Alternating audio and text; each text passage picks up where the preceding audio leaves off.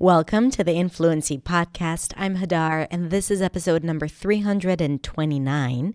And today we are going to have a beautiful conversation with Luke from Luke's English Podcast.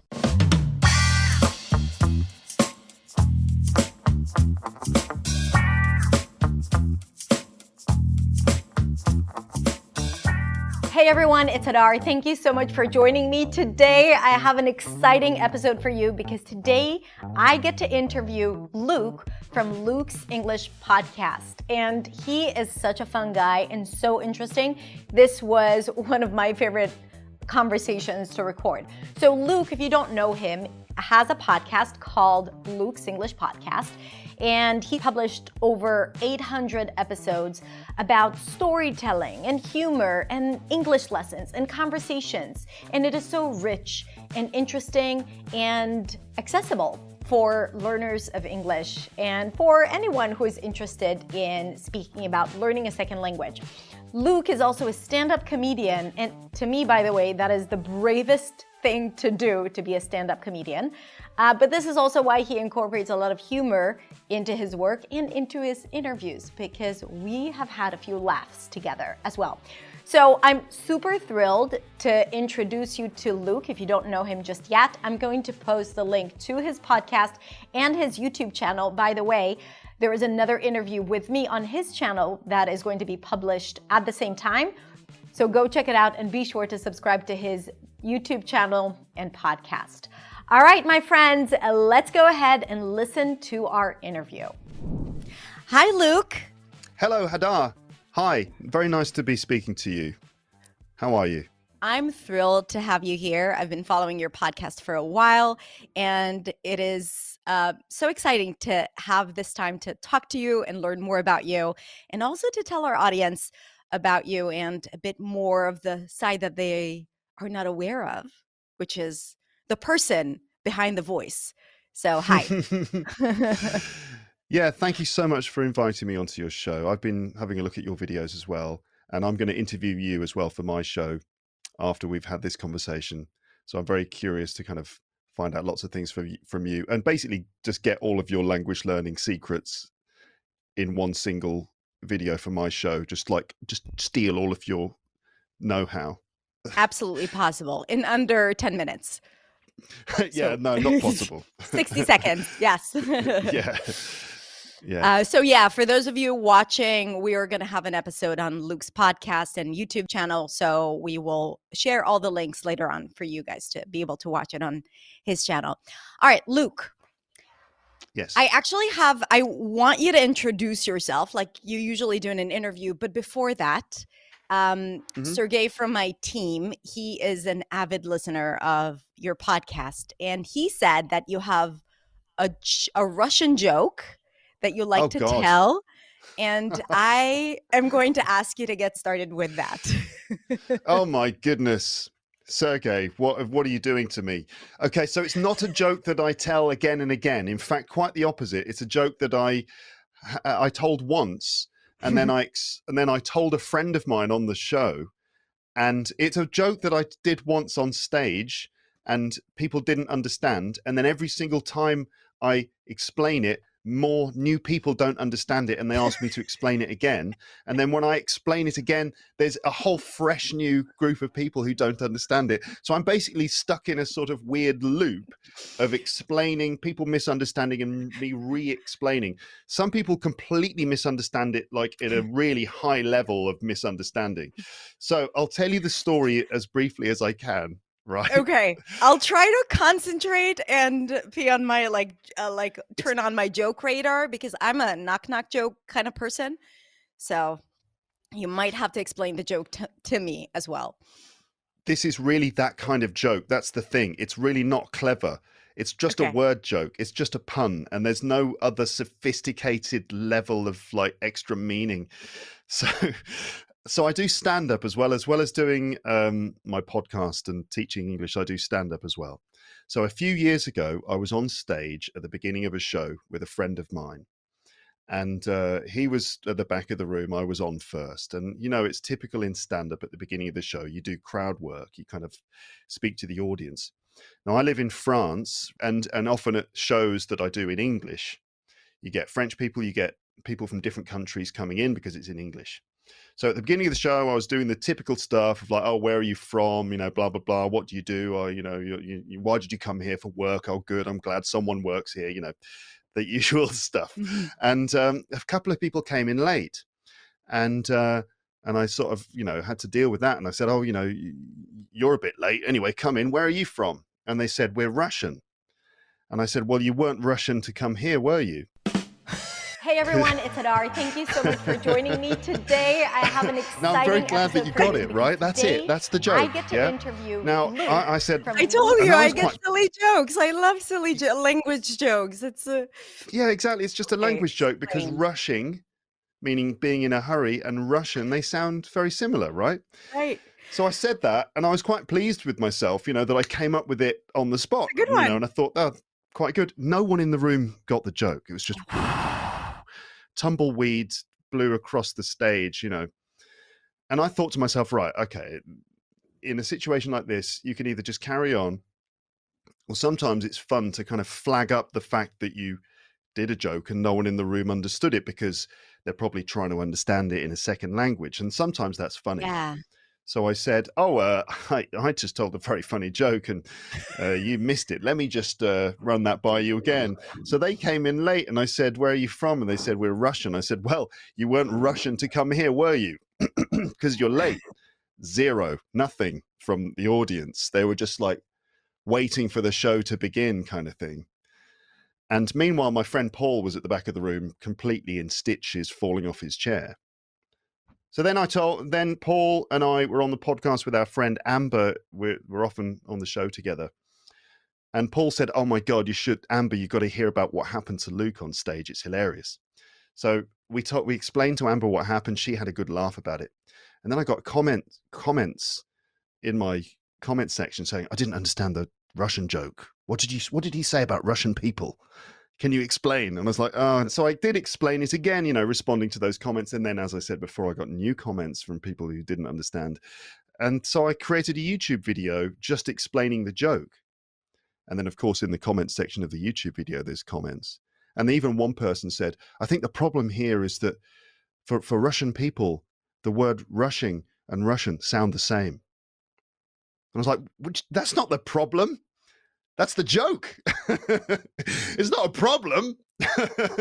That's the whole point. I even got an email from one person who was like, who completely got the wrong end of the stick and thought I was making some critical statement about Russian people. And I was like, no, I'm not into that. No, you misunderstood. And she was so mortified when I told her, no, it's just a word joke. That's it. I think that when it comes to humor, and I have a lot more questions about that because I know that you use humor a lot in your teaching and in your life. I think this is such a pain point. Like you explained, first of all, understanding humor, especially language related. So that's one thing. And another thing, being able to use humor when speaking, which is a big part. Like, especially people who like to use humor in their first language and they feel like it doesn't translate. Or they don't know how to use, and there is the cultural nuance or language related nuances. So if humor, for those of you watching, is a pain point for you, then we will definitely discuss this more. But Luke, please tell us about you and your work for those who don't know you. So, I'm an English teacher. I'm from the UK. And I've been teaching English for over 20 years. And then 14 years ago, around the same time, I think that you started making content, I started a podcast for learners of English. And I used all my creative skills to come up with a name for it and ended up with Luke's English Podcast. I think it's so good. It's very direct, and you know what it is.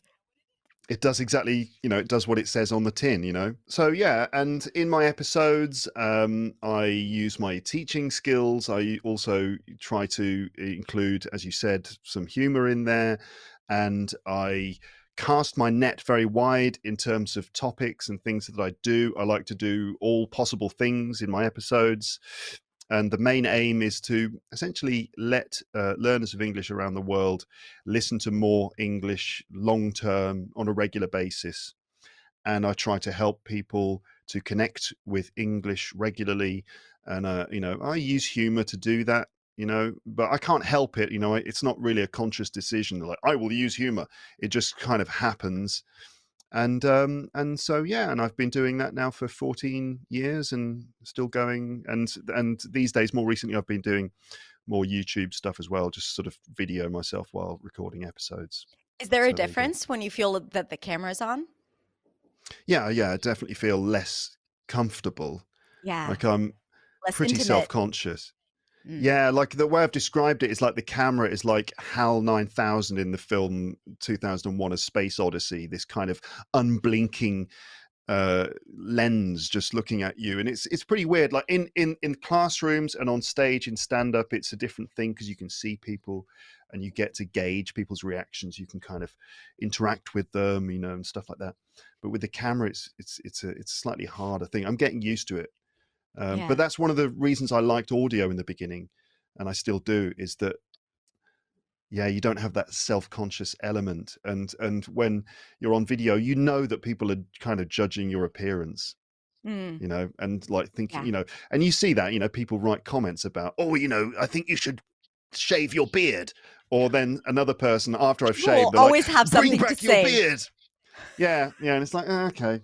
So It's that's hard to a please little bit everyone, Luke. off-putting. Yeah. Yeah, absolutely. You shouldn't try to please everyone. You can't please all the people all the time. And that's not why my facial hair exists anyway, right? It's not there to like please Hopefully. people. I don't know why, actually. I don't know what the purpose is of facial hair. Why does it? know. I don't know. Maybe we need to speak to some evolutionary biologist or something who can explain it. But I don't know. Why do we have hair on our face? I don't know. I quite like it. I have some assumptions, but I'll keep them to myself. And Okay. but I have to say that for me the transition was different because I started with YouTube videos and then I transitioned to podcasting.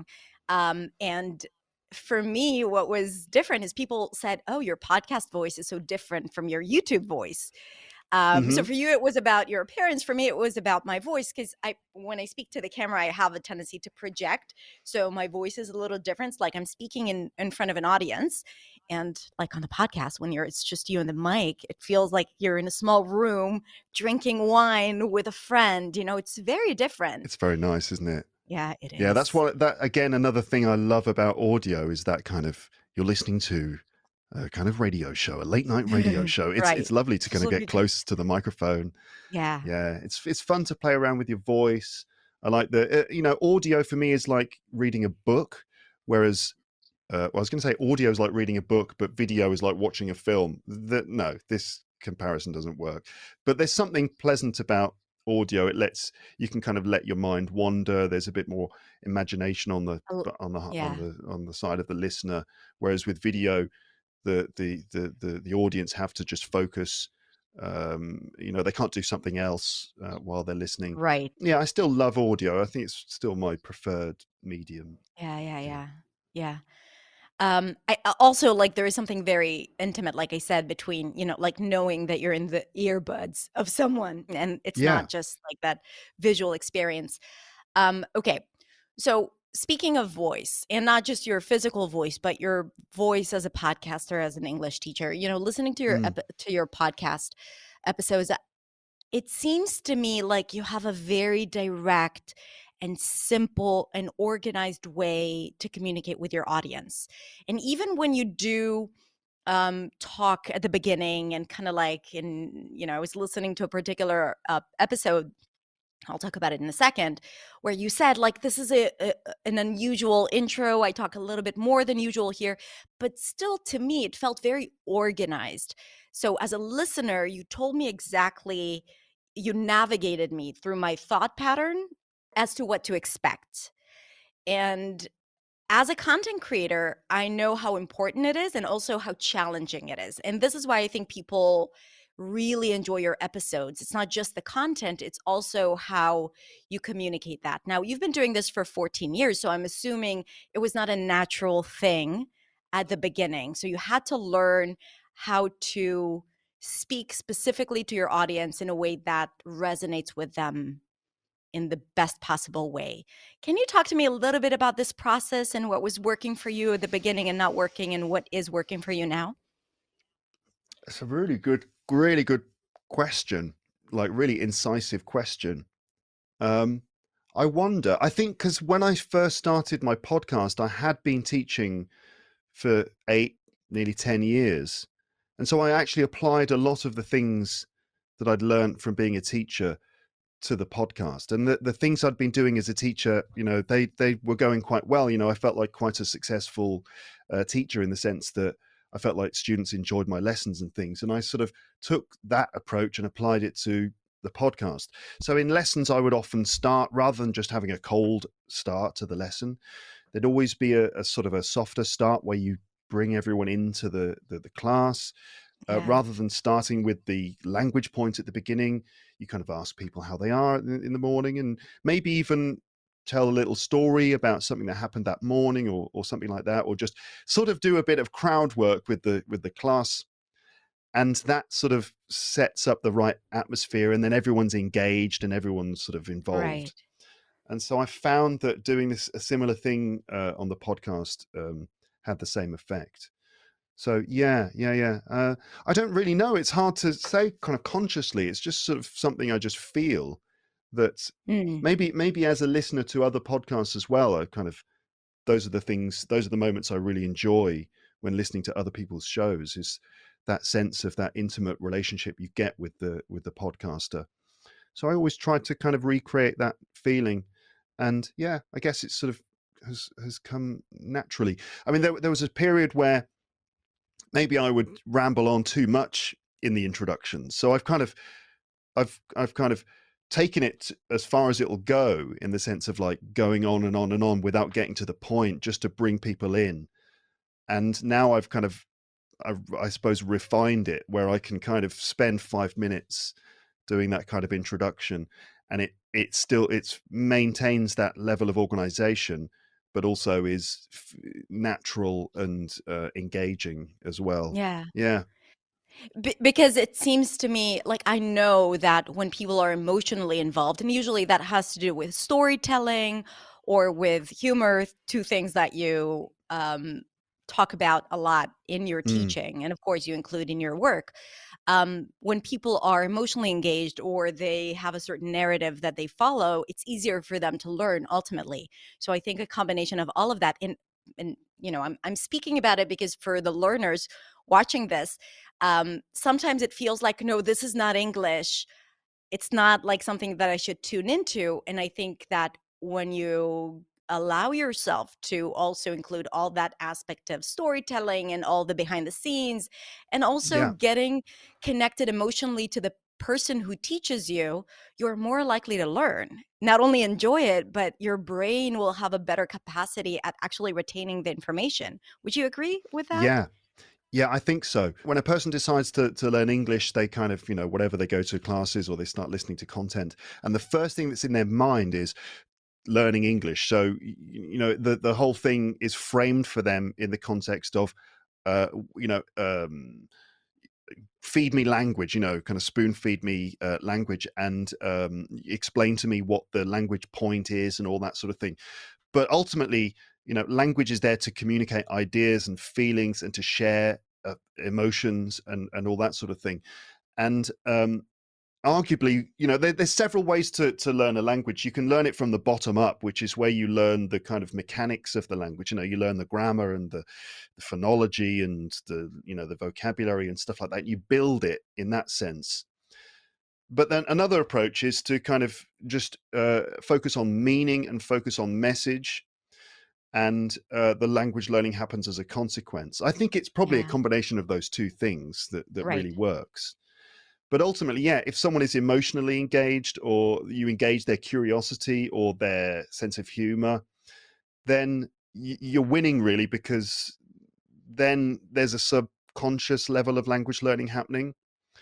And there's also, it's feeding their motivation, which is perhaps the most important thing, Yes. because, motivation is basically what is going to make sure that you spend more time with the language, and you do it in a sort of engaging way. um you know that there's something in the formula of language learning that it's basically time and practice, Right. but attitude is really important too, and positivity. And in order to get enough time and practice in there, you need to be motivated. You need to actually want to do it. And it works best when when you're not really counting the minutes or counting the time. Hmm. And if it's just suddenly part of an enjoyable process, then that's great. Some people might, there's quite a lot of people out there who assume that language learning should be a difficult and sort of painful and punishing experience. I mean, it kind of is naturally to an extent in the way that we have to go out of our comfort zones and make mistakes and things. But it's quite refreshing, I guess, for a lot of people that language learning can be a fun and natural feeling thing. Yeah. I think it has to be. And I think like we've been conditioned to think that because that's how it has been, in Mm, school, and you are being punished for mistakes and you lose grades and you're not developing according to the system. And I think that really messed us up as learners because mm, ultimately it created this good and bad paradigm where it's like either you do well and you don't make mistakes, then you succeed, or you actually get messy and you make mistakes and then you fail. That is the assumption. yeah. And when you learn a language, it's impossible to get it perfect right away. It's impossible to get a perfect period as a speaker of a second language. But I think that because we have these ideas instilled in us, it is very hard to move away from it. And I think that content like yours, and I really focus on mindset as well, and I know a lot of other teachers really try to get people to change that perception, because I believe that exactly like you, when there is suffering involved or the feeling of shame or humiliation, there is no learning. There is just resistance and Yeah. avoidance, and that Yeah. is not, it's not productive. Yeah, I mean that's academics have studied this and written about it, about things called the affective filter, which is exactly as you said, that feeling of shame or self-consciousness or nervousness, and those things really block the acquisition of language. So finding ways to break that down is really important. And yeah, like telling a story or making people laugh, just important ways of doing Yeah. that. Yeah. So, speaking of things that that is our responsibility as teachers to do and content Mm, creators. mm, So, obviously, to create a positive environment for our students to learn. But I noticed that when you create content, you also feel socially responsible for educating your audience. So, it's not like you only deal with um, English related content, you talk about social issues and political situations, like not always, but when something important happens, you address it. Now, as a content creator who's also, I also feel like I have a responsibility to address certain things and injustice or things that happen that I feel like I need to state my opinion and to take a stance. I know that it's dangerous because you are yeah. bound to get a lot of negative feedback and backlash. So I wanted to hear from you how that has been for you, because I know that you do touch some subjects that are like not English related. Why is it important to you to do that, and how are you dealing with the outcome? It's a bit of a struggle, but basically my thinking is, so I've got a platform, I've got lots of people listening to me, and so to an extent, there is a sense of maybe I should use that for, I should probably try to, that there's some level of responsibility. Maybe it's a tricky thing because I really don't know quite where I stand on it, because every time I do an episode like that, I feel very conflicted about it. For example, if I talk Yeah. about, like I think probably you're referring to the one where I talked about what's been happening in Iran. Hmm. And I've talked about other things in the past. Normally, I Right. will talk about the UK Yeah. and I'll talk about British politics, and I'll be, fairly opinionated about that. I've done lots of And episodes about still, Brexit and yeah. things. Hmm. Yeah. It's generally safer to talk about your own country. And I've Mm. said on my podcast before that, so if I criticize the UK, people are just like eating popcorn. They're just loving it. Yeah, this is great. But as soon as I comment on another country, people, I don't know quite why, but they don't. Most people are fine with it and they're great and they understand, what I'm trying to do. I mean, I'm not really that heavy-handed with it. But then there's always some people who just like, don't know, it doesn't sit right with them. Yeah, it's a really tricky thing. But basically, I kind of thought, well, since I've got a platform and I've got a lot of international listeners, I feel like maybe I should try to flag up situations. But I feel very uncomfortable about it because there's always that sense that I may be getting things wrong, and maybe I don't have the correct Yeah. information, and maybe I'm going to get a lot of pushback. I don't like to receive emails from people, even politely worded ones, but just criticism. Yeah, it's difficult. I'm a fairly sensitive person, and as a podcaster and creator, I use that sensitivity to kind of create the right connection with my audience. But it's a double-edged sword in the sense that I can be quite sensitive to people's responses. And people online, they don't realize there's that filter, that online filter, Yeah. and they think that their comment is really nothing. It's just a drop in the ocean. But every single comment has an impact, and for Yeah. some reason, as human beings, we do get affected by the negative things more than Yeah. the positive stuff. Is like, yeah, okay, great, but then one negative thing will bother you all day. It's very strange. Yeah. So Yeah.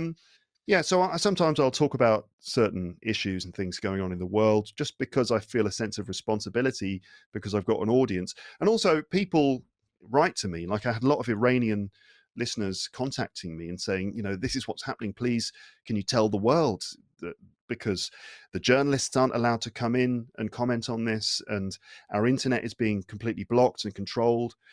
So use your voice to tell people what's going on. So I thought, right, I'll try and do that. Difficult. I mean, I Yeah. did an I think, episode before about it, and I didn't publish it because I just felt so wow. uncomfortable about it. And then I was like, no, I've got to do this. So I don't know. Yeah. I think Mm. sometimes when you know the right side of things, according to your values and worldviews, um, I agree that sometimes it's a small price to pay. Not small, because we do get emotionally affected, but it's a small price to pay to show a large part of your audience that you stand with them, because I know how important it is for them. So Mm. I think it's appreciated. I appreciate it very much, and I do think that as English teachers representing so many people around the world, um, we do need to use our voice wisely. I don't see that happening enough, especially when there's like a lot of injustice in the world, um, because of that Yeah. fear. And it's tough. It's hard.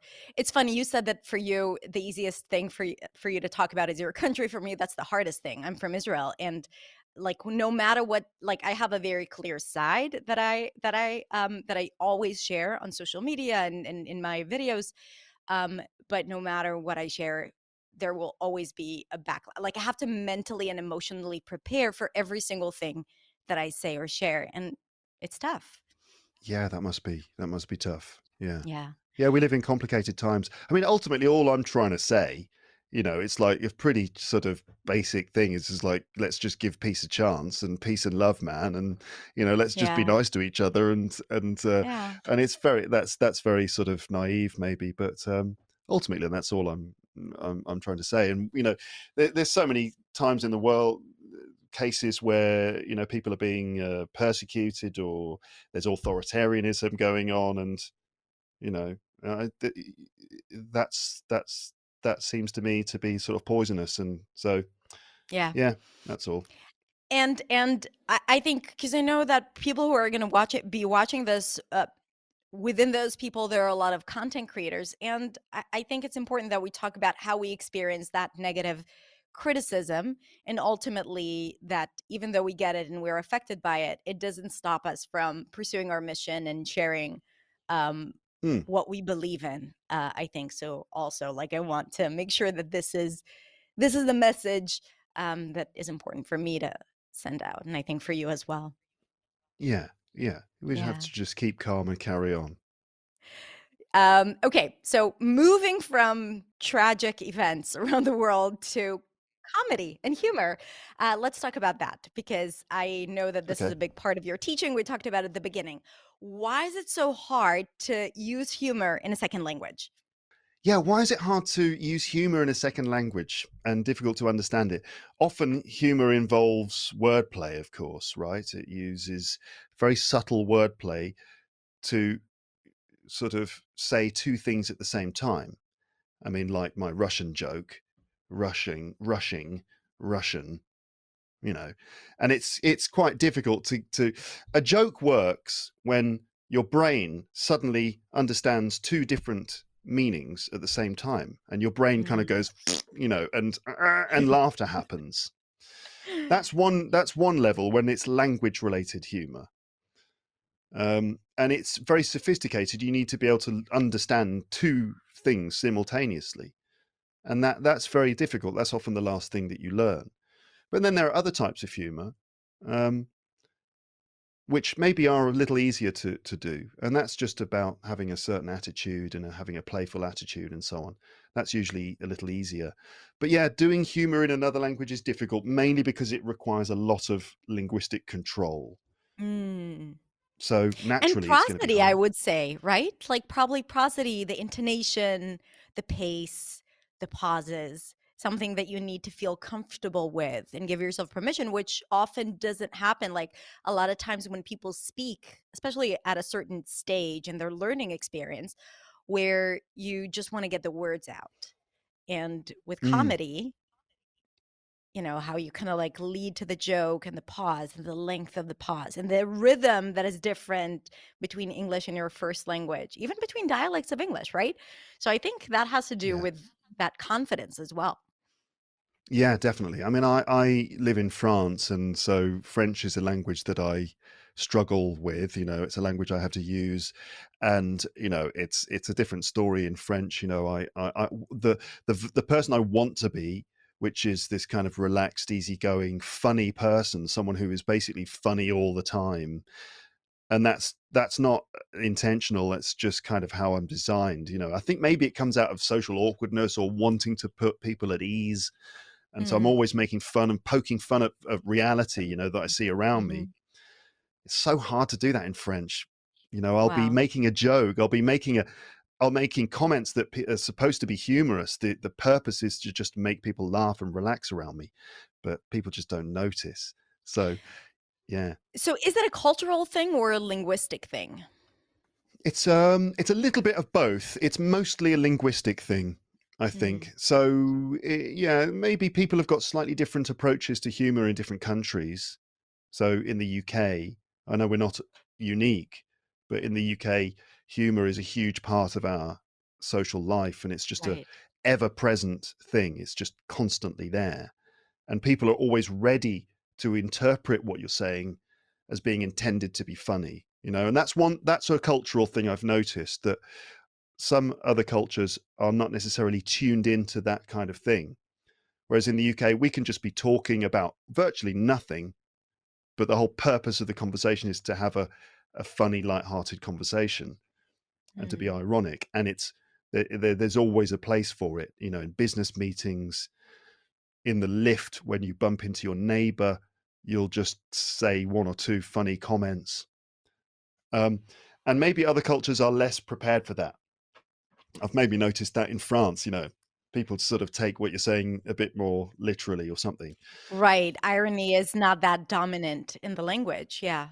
Perhaps, but maybe not. Maybe it's just, Mm. again, my lack of linguistic control or the language barrier, which just means that people aren't quite picking up on the codes. But yes, certainly a lot of it is about linguistic control in all the areas that we've mentioned, Yeah. like subtle shades of meaning in grammar, sentence structure, using the certain words, not just word jokes, but just, as you said, the way you pause, the way you set things up.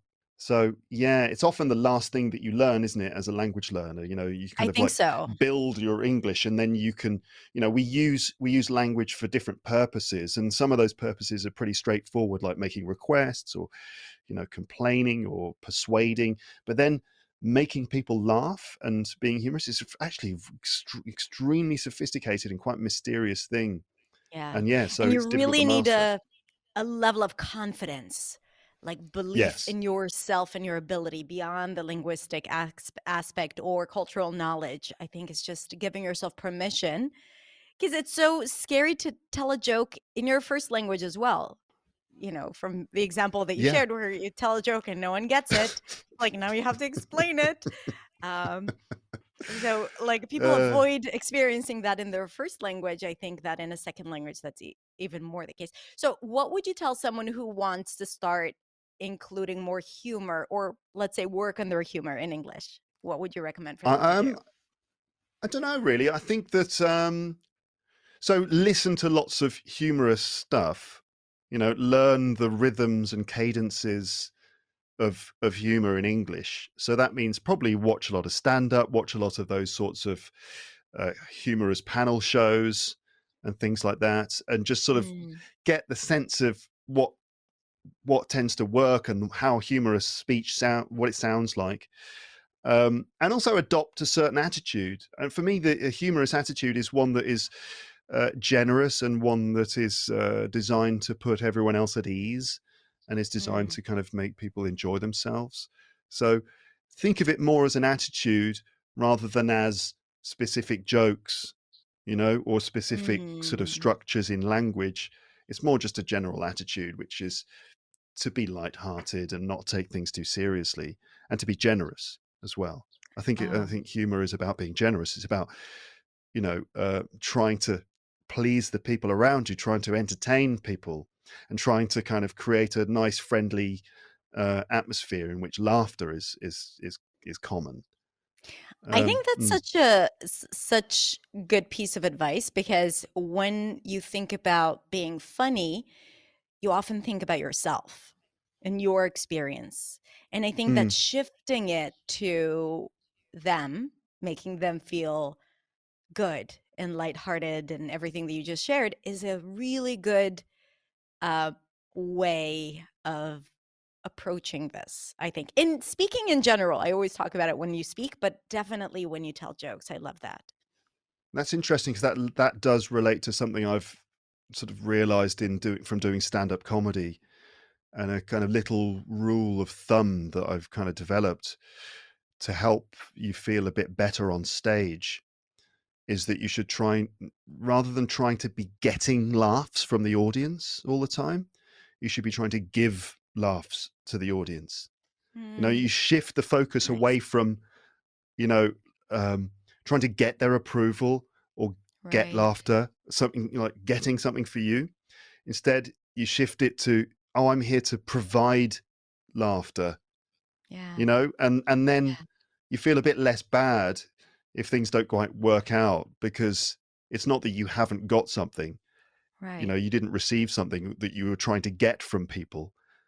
Instead, it's just like you were offering something and they just didn't take it this time.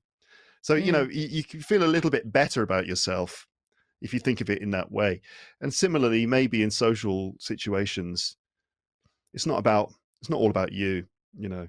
And if people don't get the jokes you're trying to make and stuff, it's all right, you know. It's not really the end of the world. And I'm going to connect it to speaking, because people are very much afraid of speaking. Even a normal Yeah, conversation, they're afraid of making mistakes.